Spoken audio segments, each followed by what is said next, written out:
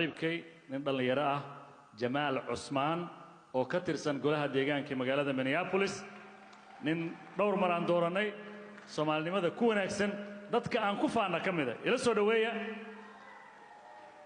saaxiibkay laakiin 2 daqiiqo leh waqtiga soo dhamaanaya Soomaaliya Assalaamu alaykum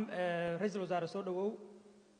marka hore maanta magaalada St. Paul baan joogaa magaaladeeda ma joogo taas waxay ku tusaa laakiin community-ga meel walba ay tagto inaan mar walba u taagnahay una joogo una tagayo sidii walaalkeen qoraaga kaaga sheekeeyay history-ga Syria Minneapolis ama state of Minnesota Soomaalidu halkan waxay ku timid marka hore aan fahanno waxay ku timid dalkii ay ka soo carareen dalkii dhibaato ay ka dhacday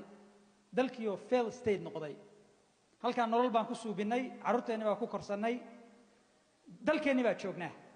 dalkeena oo dalalka ugu qaalisan adduunka joognaa aan ku faraxsanahay laakiin waxaan rabnaa dalkeena inaan ku noqono xilliga soo qabatay adiga xilli adag buu ahaa thank you for your service shaqada noo qabatay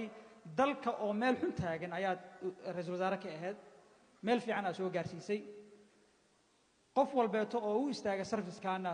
noloshiisu u huraya dal marka mar walba wuxuu naga mudan yahay maadnaq meel walba aan tagno inaan u maadnaqo dalka dadka soo hogaamiyay saasoo ay tahay state-keena muxuu fail ku noqday dalkeena muxuu fail ka noqday carruurteeda dhali doonaan dalkaas inay ku noqdaan bay rabaan laakiin waa inaa possible uga dhignaa hadda world stage-ka Soomaaliya meel wanaagsan kama taagna si walba daa u fiirisay ayadoo dawladdii leedahay still waxaan u baahanahay inaan adduunka ka muuqanno maaldood waxaan daawanayay meeting weyn oo federaalka meeting ka jiro frimi baa la dhawaajinaya waxaan u baahanahay ra'iisul wasaare dal leader ah oo dalka dastuurka ku dhaqma wax kale ma weydiidano dastuurka dalka u yaala lagu dhaqmo dastuurku adigana heshiis buu ku leeyahay anna heshiis buu leeyahay qof walba heshiis buu leeyahay Soomaaliya wadaniya dadkeenana waa horumarinaya marka shaqada qabanaysid ama shaqadaad noo soo qabatay taa u socotid baa waa mid muhiim ah mas'uul ah iska saartay waa kaaga mahadcelinaa dadka dalka halkan joogana waa dadka aad dadkii u jecel dalkii u jecel jaanis nasiya dadka Soomaaliya jooga dawladda noo dhisa annaguna garabkiina taaganahay waxaan u baahanahay inaan ku noqono in la kala saaro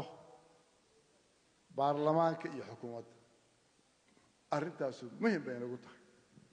waxaa kaloo muhiim inaga oo hubaal ah nin kastoo mas'uul ah oo jecel waddankan hore inuu socdo waa in uu dhiso maxkamaddii dastuurka waa la diidan yahay dawladdan Kenya ee dariskeena la ah madaxweyne sitting president 2800 Uhuru Kenyatta maxkamad nin Afrikaan oo madaxweynaha dhigi karto maya doorashadaas aan sax ma ah that's how sweet justice-ku markii ay tahay dawladnimo jirto inay tahay nin walba uu ka dhuumanaya maanta isqabashada ay isqabteen dawladda dhexe iyo Garowe Puntland iyo Jubbaland Kismaayo waxaa kala saari lahaa oo si fudud u kala saari lahaa maxkamadda dastuuriga oo dhihi lahaa hebel baa garle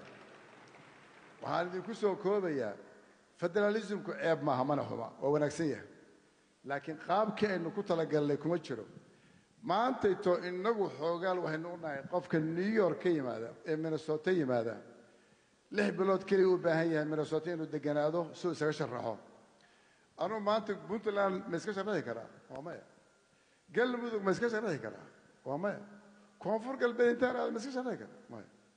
waa inaynu ka gudubno barrierskan innagu aynu ku noolahay markhaati u nahay sida sweet u tahay federalismku inaan ka gudubno oo la dhammaystiro constitutionka iyo dastuurka iyo kaabayaasha dhaqaalaha iyo hay'adihiisa